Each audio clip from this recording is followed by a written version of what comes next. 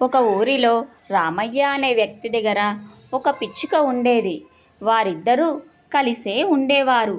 ఒకరోజు రామయ్య పిచ్చుకతో చెప్పి, నేను పనికి వెళ్ళొస్తాను అని పిచ్చుకతో చెబుతాడు. అప్పుడు ఆ పిచ్చుక సరే వెళ్ళిరా అని చెబుతుంది.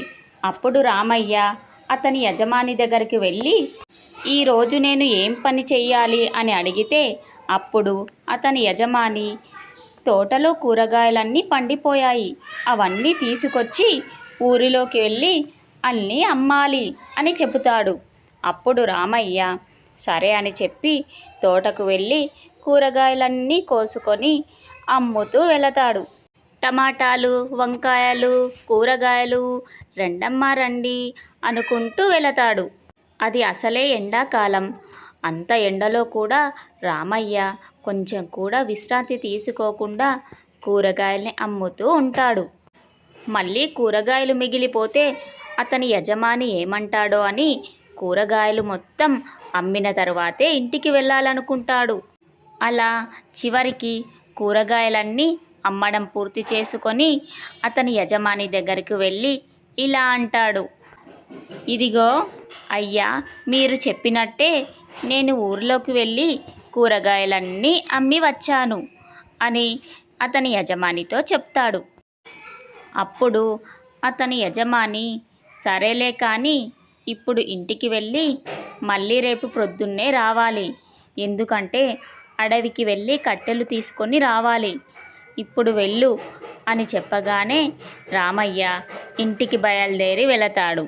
ఇంటికి వెళ్ళి అలసిపోయి పడుకుంటాడు. అప్పుడు ఆ పిచ్చుక రామయ్య దగ్గరకు వచ్చి ఇలా అడుగుతుంది, ఏమైంది రామయ్య, ఎందుకు అలా పడుకొని ఉన్నావు, ఏం జరిగింది అని అడగగానే అప్పుడు రామయ్య లేచి ఇలా అంటాడు, ఈ రోజంతా నేను ఎండలో తిరిగి కూరగాయలు అమ్మాను. ఆ ఎండ వేడికి నాకు కాస్త తలనొప్పిగా ఉంది, అందుకే పడుకున్నాను.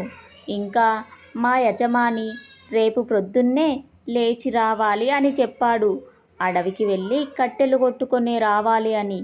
నేనేమో చాలా అలసిపోయాను, రేపు కట్టెలు ఎలా తేవాలి అని ఆలోచిస్తూ పడుకున్నాను అని రామయ్య పిచ్చుకతో చెబుతాడు. అప్పుడు ఆ పిచ్చుక, అయ్యో, దీనికి అంత బాధపడుతున్నావా, నీకెందుకు, నేను ఉన్నాను కదా, నీకు బదులు రేపు నేను అడవికి వెళ్ళి కట్టెలు కొట్టుకొని వస్తాను, నీవు ఏమీ కంగారు పడకు అని పిచ్చుక రామయ్యతో చెబుతుంది. అలా చెప్పి మరుసటి రోజు ప్రొద్దున్నే లేచి అడవికి బయలుదేరి కట్టెలు కొట్టుకొని అతని యజమానికి ఇచ్చి వద్దామని ఇంటికి వెళుతుంది. వెళ్ళి అతని యజమానితో, ఇదిగో నీవు రామయ్యకు అడిగిన కట్టెల మోపు తీసుకొని వచ్చాను, ఇవి తీసుకోండి అని చెబుతుంది.